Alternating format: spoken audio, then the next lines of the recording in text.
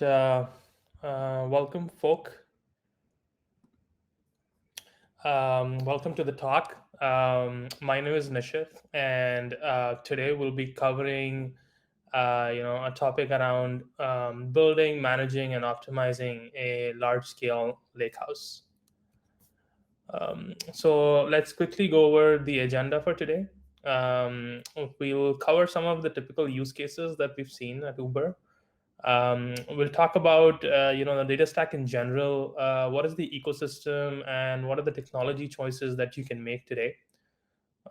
We'll go over the key learnings around how to build, manage, and optimize a lakehouse, and finally we'll cover some of the advanced use cases and operational challenges that happen to have at scale, happen to run it at scale.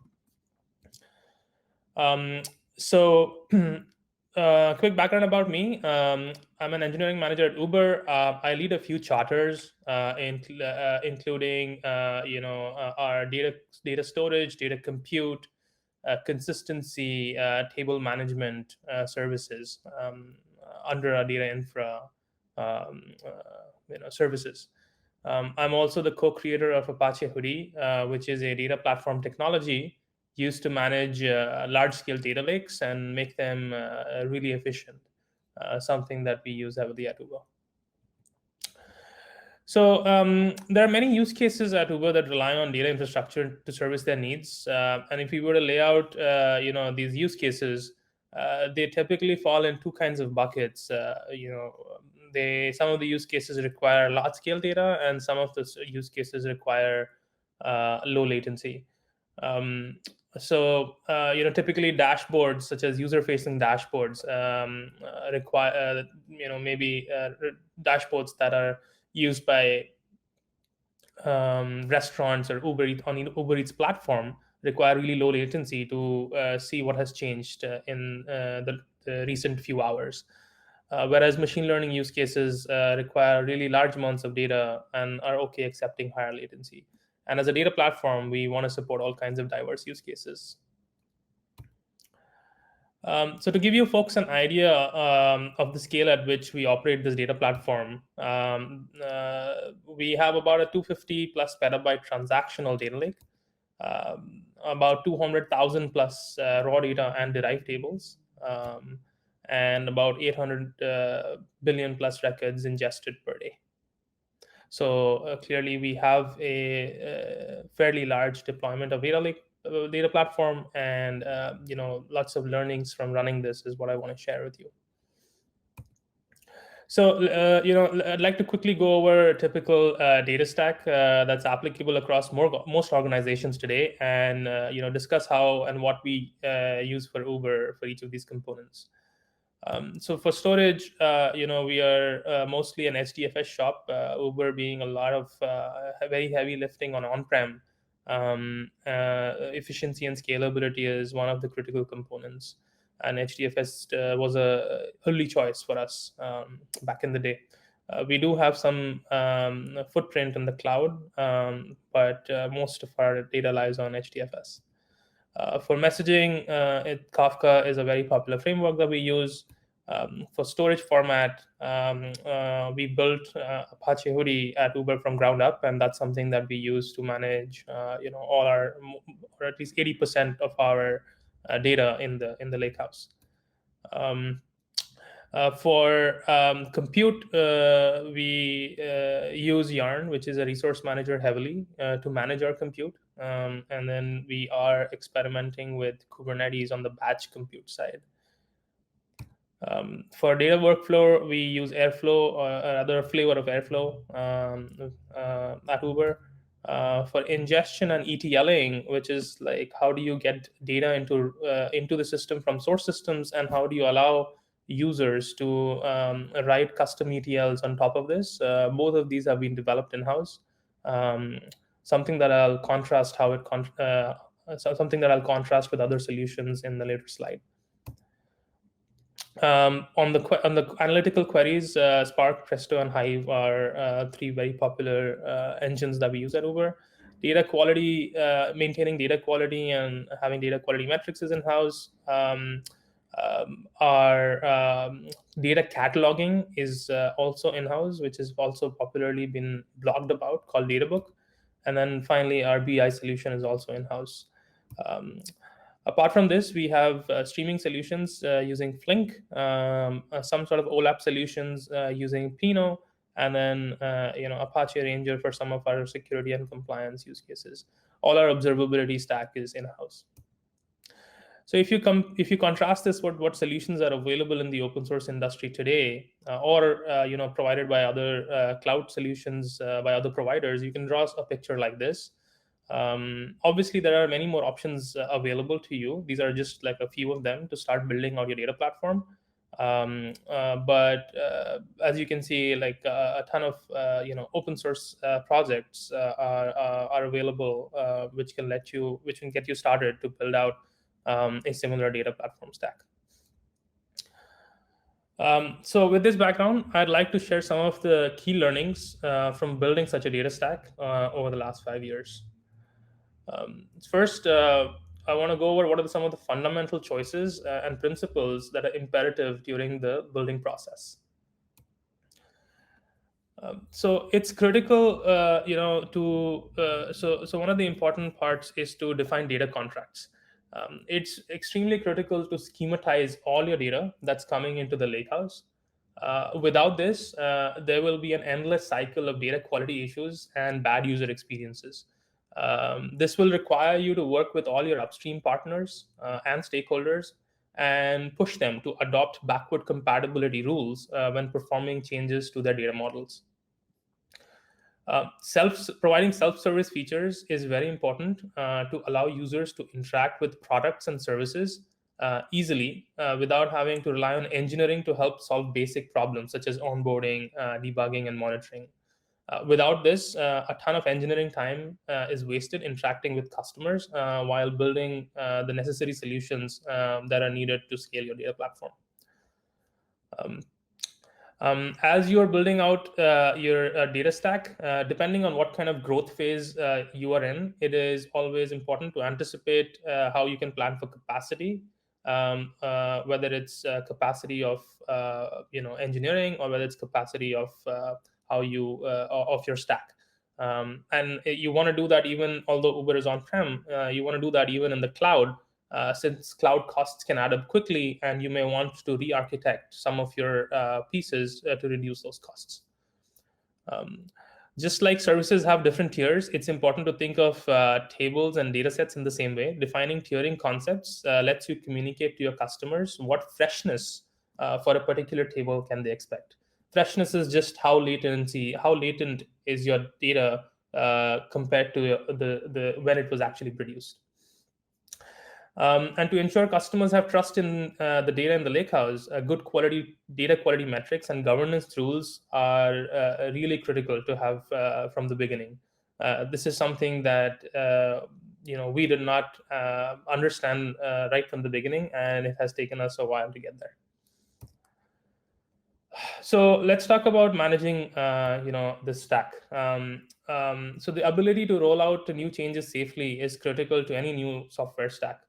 But more so with data. Data at rest, once corrupted, is extremely expensive and time-consuming to recover. So treat data changes as you would when performing code changes. Have defined testing methodology, good testing infrastructure. This is really critical to make sure you can roll out features and data changes as fast as you would like to. To operate such a complex stack, you need easy debugging tools and try to democratize the process of debugging. Over time, define SLAs for each of the tiers that I talked about before to ensure expectations from customers are met, even if, and when SLAs are violated, these are treated just like how you would violate an SLA for a service. Finally, when scaling out the stack, it's important to keep business running and addressing operational issues, but it's equally important to iteratively improve the system to meet future demands. So these are some of the focus areas that I feel I can distill down to while building a large scale lakehouse. Finally, let's talk about how to optimize such a lakehouse. So there are many different dimensions in which you can think about when optimizing your lakehouse. Um, so we need to know the base state before we start to optimize it. Metrics, hence, are fundamental to understanding system performance. Whether these are metrics for run times, whether these are metrics for how much memory or storage you're using, whether it's metrics about what data quality issues I'm having, or whether it's just logging about what are the kinds of different processes and jobs running in your data stack on your lakehouse. So instrumenting is extremely critical, something that should be part of from the beginning of whatever you are trying to build. Um, Next is to develop methodologies and systems to meter usage of all the data that is produced. If the data never gets used, you should just get rid of it. Obviously, having the right communication with the data producers and consumers is critical. So establishing a communication platform where you can act on removing data that's unused, while at the same time ensuring that it does not break existing use cases. So some examples of metering usage of data are, for example, pruning unused columns, TTLing, removing older data, dropping unused tables. And these are only possible if you're aware of how your data is getting used and who is using your data. The next one is really critical. Tiering of data should be done really responsibly. Higher tier data generally comes with a price. For example, if you're providing data at a lower latency for one of your tables or pipelines versus another, you're probably typically running them more aggressively. And also, to provide that kind of an SLA, you're over provisioning some resources. So typically, across your entire lakehouse, across different tiers, you want to have the ability for users to understand how to tier their tables. And this should be either a self-serve way or some sort of a documentation to have this done very responsibly. The next one is something that is an iterative process. Most of the times users are unaware of how to write good optimized queries, and a lot of times, if they're running slow, there is a tendency to throw resources at the problem. So instead of starting with that kind of a mindset, I think working with users to try to tune the queries, or providing documentation which are easy to follow, and finding repeatable patterns where increasing resources has been an upward trend, but not necessarily as a result of the same large amount of data that has increased on your system. So it's really critical to invest in optimizations of these queries, as opposed to just throwing resources at the problem, because there may be a latent issue that you may not be realizing, which is just wasting more and more compute and causing more costs to your company. So those are some of the principles that we've used to be able to be able to run such a large deployment of our lakehouse. Next, I want to discuss some of the advanced use cases that really help us optimize for large scale.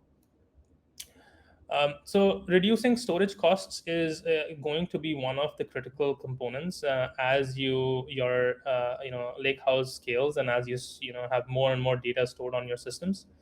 A couple of ways to actually do that is what we've realized that I want to share with you. One is choosing compression algorithms carefully. So there are many different compression algorithms, and sometimes there are some default compression algorithms which one may not think about when working on more service oriented features while serving their customers. Whereas to keep your storage costs really low, you want to look at them very carefully. For example, for us, moving to ZSTD saved us a bunch of storage, which was not possible due to other compression algorithms before. Additionally, especially given our scale and the fact that the technologies we used, we've adopted some advanced storage techniques, such as erasure coding, which helps to again reduce storage costs by reducing the way replication is done across your storage. Block tiering, separating your data into hot and warm tiering, where warm data could be data which is not very frequently accessed and maybe can be stored on cheaper hardware, given the accesses are low. So these kinds of techniques, advanced techniques, can help you reduce storage costs when you're scaling out your lakehouse to a multi-petabyte one. The next one is around reducing compute costs. Like I talked about tuning queries, it's also important to have methodologies to be able to tune different batch and streaming jobs that may be running on your lakehouse. Again, instrumentation is really crucial to understand what is the actual usage of such jobs versus how much did the jobs really allocate themselves. And Spark jobs typically can be very notorious. So one of the deeper use cases that we found is, Spark has an internal mechanism to do shuffles. And if you don't have a reliable shuffle service, the jobs will keep retrying and wasting resources. So some things like these can only be uncovered once you have the right metrics and instrumentation. Again, reducing redundant pipelines is really critical. Maybe there is a process that can be put in to dedupe while onboarding, so that the same tables or source systems information does not get onboarded more number of times. And retroactively, having searchable metadata to discover data sets so that such redundancy doesn't come in the first place from users is extremely critical. And finally, we use Apache Hudi, which enables us to do incremental processing on all our batch data, as opposed to the traditional way of managing your Hive tables or your Presto tables. And this helps us reduce our compute costs drastically. Finally, some of the data management services that that we've need because of our scale. There are many different requests from our customers and stakeholders to perform actions on the data that's already ingested or transformed.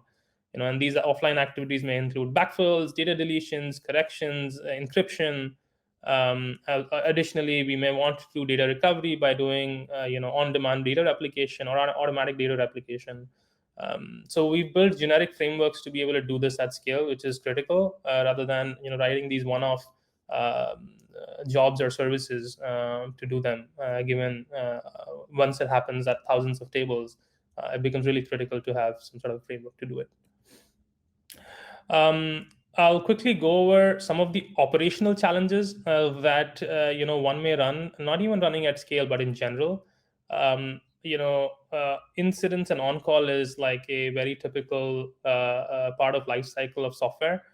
Having processes and runbooks in place to ensure that you have a good handle on them is really critical, especially as you scale up to multi-petabytes. Having good processes for postmortems, investing in automation, setting up a culture to identify repeat patterns, and actually encouraging folk to automate them is going to become handy. Really, is going to become handy as you scale out your data platform.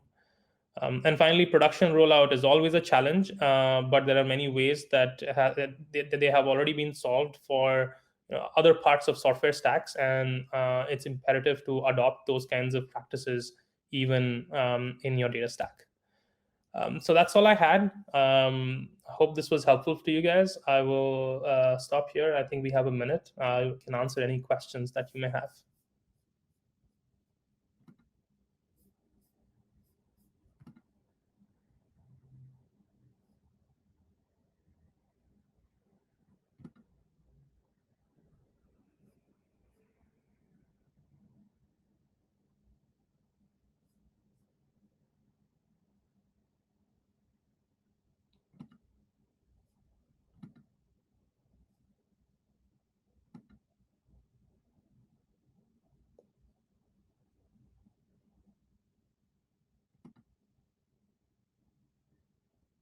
Okay.